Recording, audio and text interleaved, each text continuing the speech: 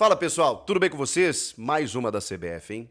A entidade anuncia o afastamento de árbitros na segunda rodada, joga os caras aos leões, só que justamente um árbitro que acertou e ignora quem cometeu coisa pior. CBF. Chega mais, eu sou o Chico Garcia, inscreva-se no canal e vamos juntos.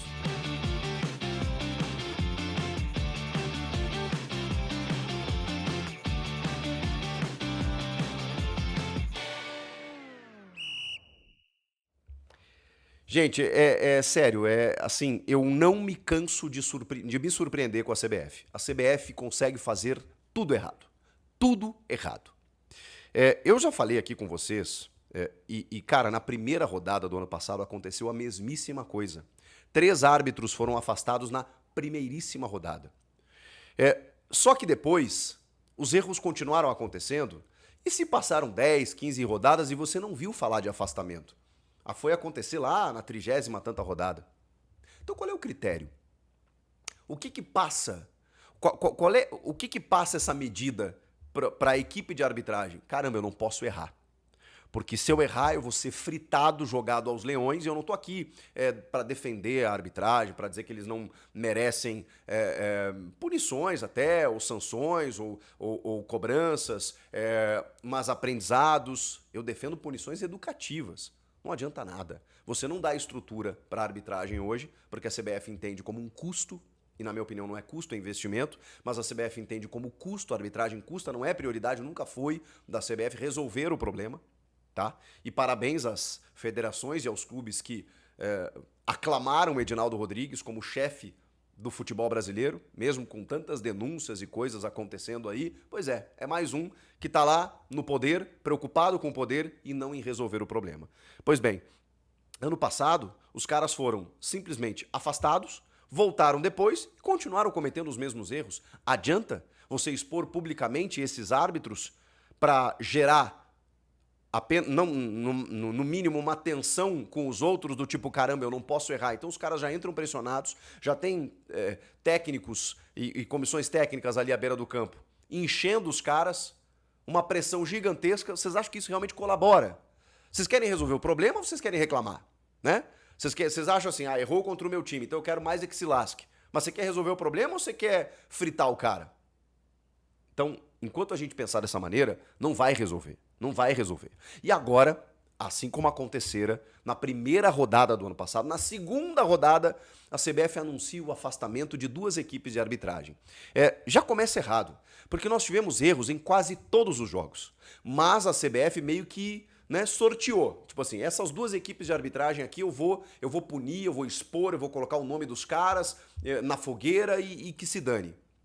Cara, não é assim. Não é assim que você ensina, que você orienta. Beleza, no anúncio, inclusive, a CBF ela anuncia que vai fazer treinamentos específicos para árbitros e assistentes que atuam na Série A partir da próxima semana.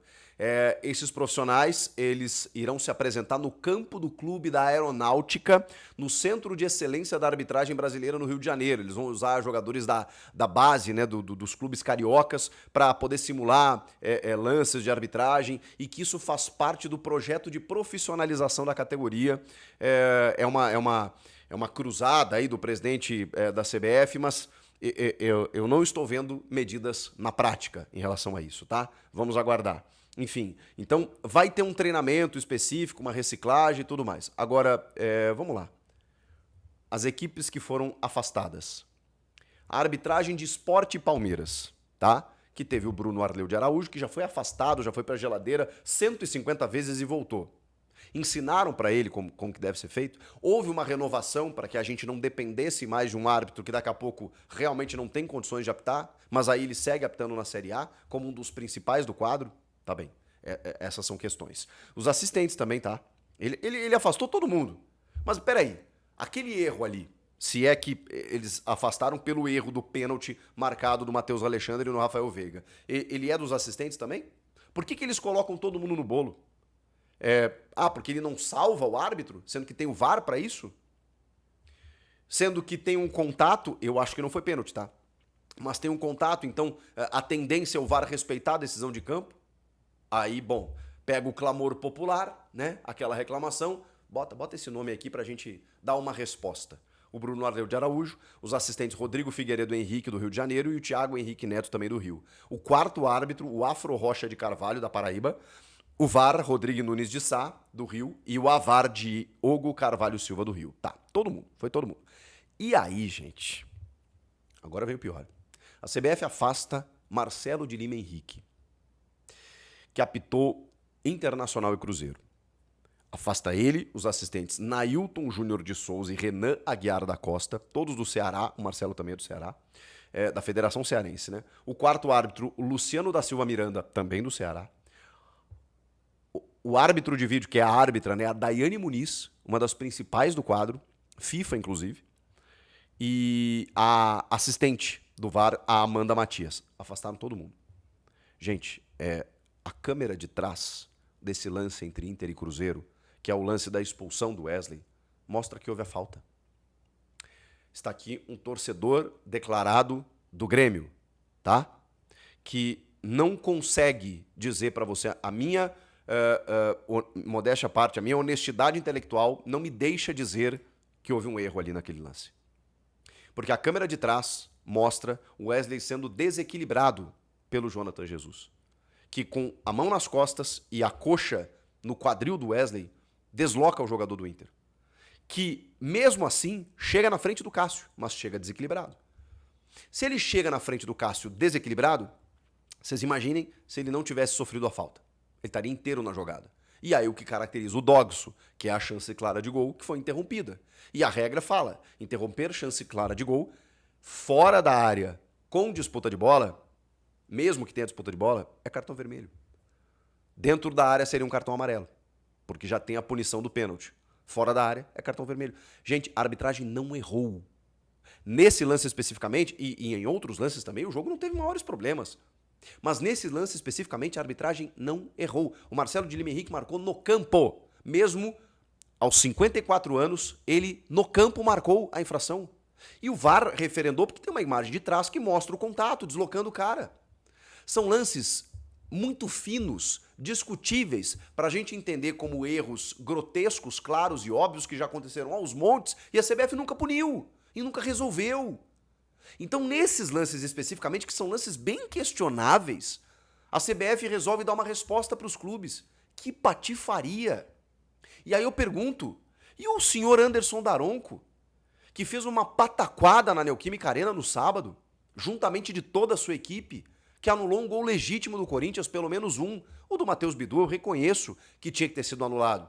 Mas o do Memphis, com o impedimento do Yuri na origem, com a bola vindo do defensor e o Yuri voltando para o campo de defesa, esse tá tudo bem. Esse tá tudo legal. O Anderson Daronco não vai para a geladeira. E talvez nem tenha que ir. Tenha que ser orientado, tenha que ser tirado das escalas sem precisar publicizar para não causar um transtorno maior em toda a equipe de arbitragem. Tem que ir para treinamentos. Esses treinamentos são louváveis, eles têm que acontecer, não por videoconferência. Porque hoje você não sabe mais nem quem manda na CBF, gente. Você sabe quem é o chefe da comissão de arbitragem? Mudou tudo, tá? Vocês sabem quem é? Pois é. Existe um coordenador hoje que é o Rodrigo Sintra, é ex-árbitro de São Paulo. Mas existe um comitê consultivo, que tem lá o Sandro Meirahit, que tem o Nicola Risoli, que tem o Néstor Pitana, cada um comandando uma entidade, né? Um é da CONCACAF, o outro é de outra região aí, lá do México, que é a CONCACAF, né? Mas enfim, eles estão cada um num canto, mas eles fazem parte do comitê consultivo da CBF, que é aquela história de ter 15 chefes para não apontar nenhum responsável. E a gente não sabe quem é o responsável, e os árbitros muito menos. Então, cara, tá uma bagunça, tá uma bagunça. E aí, o argumento para afastar esses árbitros é que, conforme o comitê, eles consideraram alguns erros para poder afastar. Mas e o do Daronco? Tá tudo certo? Tá tudo certo do Daronco? A gente viu outros lances também. Em Atlético Mineiro e São Paulo, por exemplo. Em Santos e Bahia, que o cara marca um pênalti de cabeça, que a bola bate na cabeça, depois é corrigido pelo VAR, mas aí tá tudo bem. Mas aí tá tudo bem, tá tudo certo. O cara marcar um pênalti em que a bola bate na cabeça do defensor, nem era o defensor, era o Eric Pulga, né, em Santos e Bahia, tá tudo bem. Esse cara pode apitar na próxima rodada. Mas aí o Marcelo de Lima Henrique, que acerta no lance, juntamente do VAR da Daiane Muniz, eles são punidos. Cara, eu vou te falar um negócio. Eu perdi completamente as minhas esperanças de ver algum futuro, de ver alguma possibilidade real de melhora dentro do quadro de arbitragem. Já começa com os clubes e as federações reelegendo o Edinaldo. Depois, com a gente vendo nenhum esforço para modificar o cenário da arbitragem. Essa mudança que aconteceu, botando 15 pessoas para comandar, é óbvio que ninguém vai comandar porcaria nenhuma. Então, assim, gente, me desculpem, mas não existe nenhuma perspectiva de melhora. O impedimento semiautomático que foi usado na final do Paulistão, a CBF argumenta que é caro. Que é caro. Sendo que o Edinaldo, depois de ser reeleito, aumentou o salário dos presidentes das federações de 50 mil para 215 mil reais por mês. Essa CBF, que tem orçamento de bilhão anual, eles vêm me dizer que não tem dinheiro, mas para pagar hotéis, benesses, ingressos e a farra, como eles praticam em jogos da seleção brasileira, aí tem dinheiro, né? Mas para investir naquilo que é primordial para o futebol, porque não adianta, gente. Eu sei que o torcedor adora dar porrada na imprensa e na arbitragem. É bonito fazer isso. E nós da imprensa aqui também adoramos dar porrada na arbitragem. Mas sem o árbitro não tem jogo. E se a gente não querer resolver o problema, se a gente não cuidar da arbitragem, a gente vai continuar com a mesma resenha. É sempre contra o meu não pode, a favor do seu que se dane, que se lasque. E aí ninguém vai resolver porcaria nenhuma mesmo. Eu vou dizer um negócio, tá, gente? São coisas tão... são detalhes que o torcedor não sabe, mas que os árbitros, por exemplo, eles chegam nos estádios com motoristas de aplicativo, no meio da galera. Eles não têm estrutura nenhuma. Se o árbitro se machucar, ele não tem apoio de ninguém. Ah, mas o árbitro ganha uma taxa bacana. Pô, o cara ganha 7 mil reais por jogo. É? E quanto ganha um jogador? Não estou dizendo que o árbitro tem que ganhar mais que o jogador, tá? Mas nós estamos falando de um meio que é inflacionado.